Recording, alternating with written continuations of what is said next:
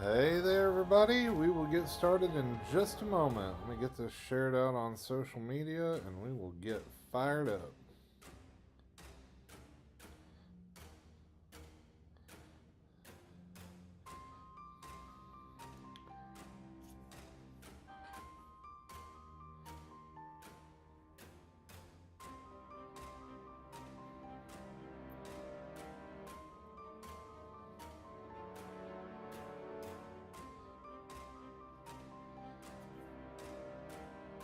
It'd be nice to just have a little bit of a break.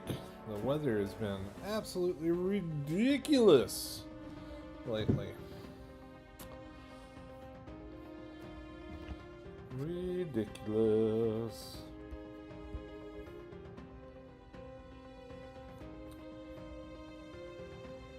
Let me know what questions you have, where you're watching from.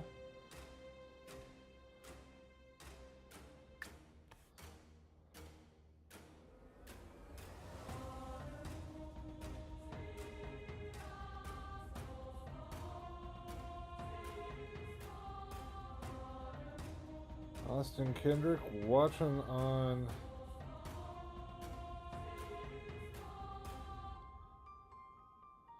YouTube. Thank you for joining us.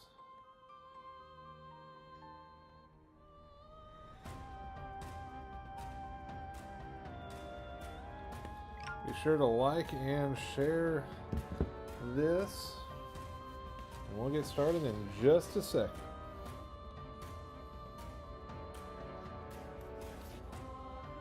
Once again, let me know where you're watching from and what questions you have about Wednesday's weather.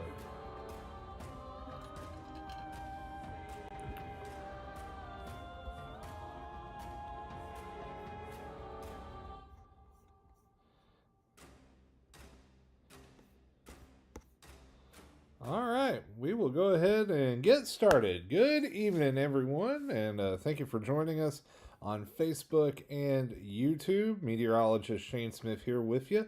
It is Tuesday, June 17th, 2025, and we're tracking more severe weather threats across the Commonwealth of Kentucky and the Ohio Valley, and also some flash flood threats to go with it. And we've seen heavy rain today. Thankfully, the flood threat did not really materialize much today from what I've seen. We did have a few severe thunderstorm warnings in eastern Kentucky earlier today, but overall, not a horrible day, although the rain was just coming down in buckets when it started today. And it looks like we've got more storm chances, more rain chances, more flood chances as we go into Wednesday. Mother Nature just not giving us a break at all right now. So let's put the old map into motion and we'll take a look at what's going on right now. Here in Kentucky, we've got just a little disturbance passing through. Nice, strong southwesterly flow ahead of a warm front, or behind a warm front, I should say, that just cranked a ton of moisture into the region, and that brought us the heavy rain this afternoon and evening. We've got a full-on moisture pipeline from the Gulf of Mexico just screaming in right now. And off to the northwest, cold front and area of low pressure is developing. In fact, you can see a little bit of severe weather out into portions of Kansas. That's going to move down into Oklahoma here in the next few hours. And this cold front, as it drops southeast into the Ohio Valley tomorrow, is what's going to bring us our chance of severe weather here in Kentucky and especially up in Indiana tomorrow. I'm really targeting around Indianapolis for the best chance of severe weather. Austin Kendrick on YouTube asking, do you think it's going to come a storm in Pikeville tomorrow? Yes, I do. Maybe late tomorrow or early Thursday morning, but we do have some strong storm potential tomorrow across a good chunk of the Commonwealth of Kentucky. Also a heavy rain threat. In fact, most of the state under a marginal risk again tomorrow of flash flooding, excessive rainfall from the Weather Prediction Center. That's that 1 out of 4 on the excessive rainfall scale. So marginal risk of flash flooding for all the areas highlighted in green. Eastern Kentucky, it looks like we'll hold off the heaviest of the rain till Thursday early morning, but I don't want you guys to drop your guard on the flood threat either. It's just for Wednesday, it's going to be more like central and western Kentucky. It's going to arrive here in the mountains late Wednesday night into Thursday morning. Now, speaking of the severe weather, let's break it down. We do have a 2 out of 5, a slight risk for a large chunk of the state. There is just an ever so small slither of an enhanced risk, a 3 out of 5, out near Paducah and right along the Ohio River from Owensboro west to Paducah. And the rest of the state under a marginal risk from Lexington down to Pikeville, down to Williamsburg, and down in the Jellicoe, Tennessee. So, just to remind you all what each of those means. So, for most of the state, we're in that marginal risk. Isolated severe thunderstorms possible, limited in duration or coverage and intensity. For the folks in the yellow, that slight risk, scattered severe thunderstorms possible, short-lived and or not widespread, or isolated intense storms possible. For the enhanced risk, out near Paducah, that means numerous severe storms possible or more persistent and or widespread, a few of those intense. So that is what we are looking at as we go into Wednesday. For most of the state, it's in that slight to marginal category up along the Ohio River. We do have that enhanced risk. We'll see how that shifts and changes tomorrow with the morning update from the Storm Prediction Center. Now then, as we take a look at what to expect from each of the severe weather categories, the good news is the tornado threat is not looking very high, at least here in Kentucky. There is a 2% risk from about Covington back over to Frankfort and Louisville, down along the Ohio River towards Bowling Green and Paducah. Very small risk. Can't rule it out. Eastern Kentucky, it's looking very low for us. I don't think we're going to see much of a tornado threat here at all. I'm thinking more damaging winds in Eastern Kentucky, but for folks in Northern Kentucky and Western Kentucky, there is that slight risk of tornadoes. Hail risk also looking pretty low for most of the Commonwealth. There's that 5% risk area there from around Covington back on down towards Paducah and Bowling Green. The big threat, I think, tomorrow, and the one I really want to spend the most time on, is the wind threat that we're looking at going into Wednesday.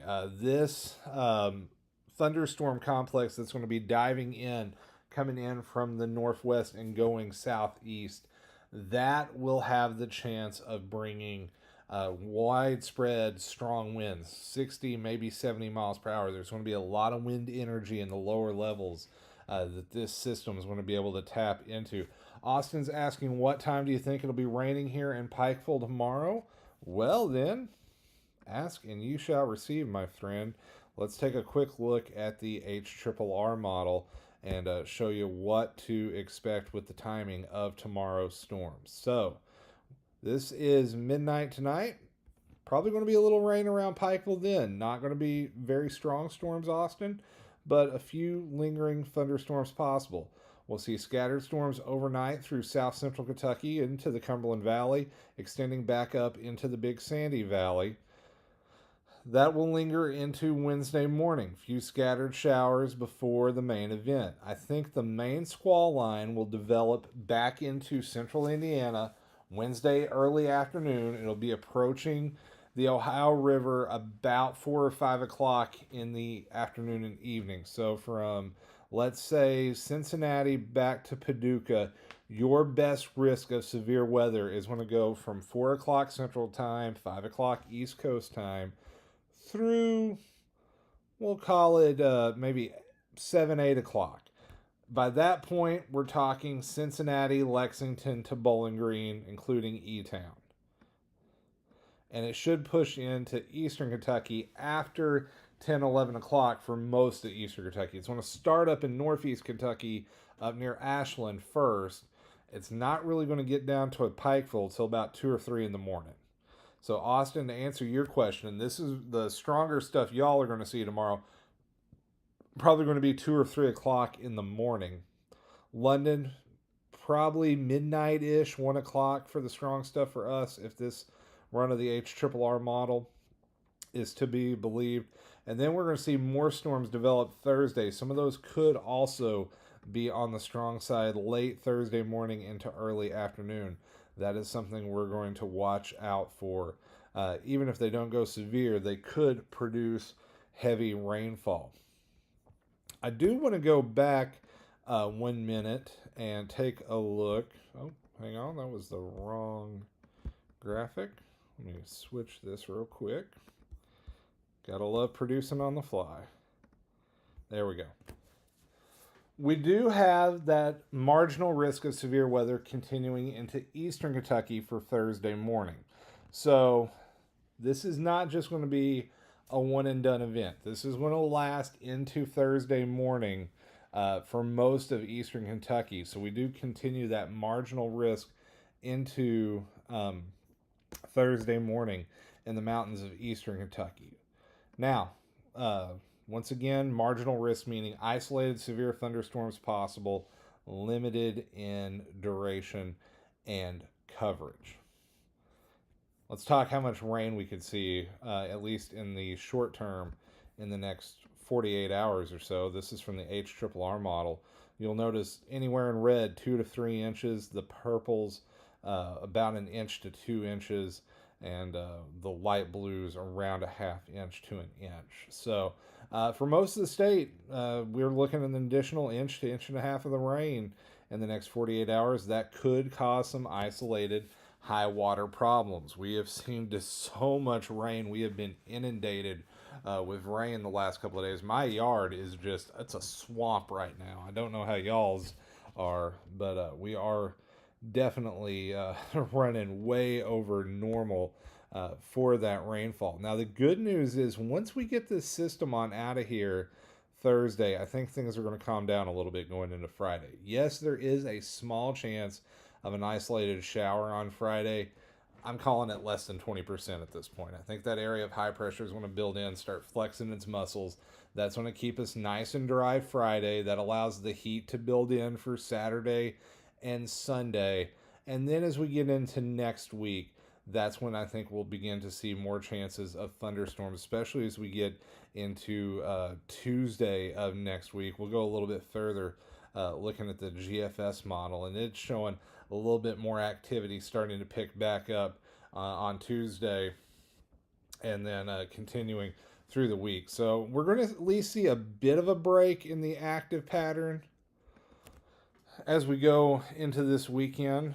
I know a lot of us have been asking for a little bit of a dry stretch. I can get you maybe 3 or 4 days. That's about the best we can do right now. And the European model showing a general 1 to 2 inches of rain for most of the state over the next 7 days. So once we get this system on out of here, things should quiet down for a little bit. Austin Kendrick asking on YouTube, is it raining there yet? Well, right now, not raining a ton. We had a little bit of heavier rain earlier. We're in a little bit of a dry slot right now. There are a few more showers building towards Somerset.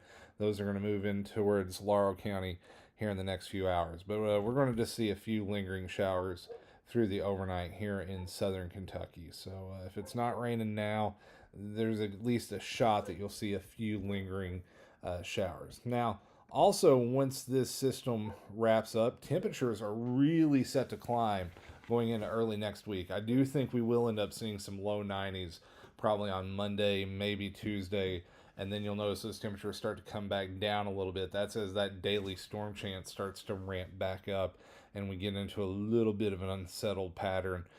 So a couple of dry days. It's going to be cooler on Thursday. In fact, highs may not get out of the low 80s on Thursday. The GFS is only saying 79. I think we'll probably beat that, but it's going to be close. But then we go back to near average and above average as we go into the weekend. In fact, probably going to be flirting with 90 by Sunday in some spots across the Commonwealth. So before we wrap things up tonight, do we have any questions about what to expect with the severe weather tomorrow? Best chance, once again, out near the Ohio River as we go on into the evening hours on tomorrow, probably 4 or 5 o'clock. Here, let me pop that model back up just to show that one more time. Here we go. Just to recap it. Evansville to Paducah, probably need to be on the lookout around 3, 4 o'clock Central Time tomorrow. That dives into the Louisville Metro around 7 or 8 o'clock East Coast time. Lexington, probably 9-ish. Bowling Green, 8 o'clock. Moorhead, you're probably looking at about 10 or 11 o'clock. Somerset, midnight-ish. London, midnight to 1, as far as the best chances of severe weather. So, that is it for tonight. Thank you so much for joining us. I'll have updates throughout the day tomorrow on my Facebook page and also over on Instagram.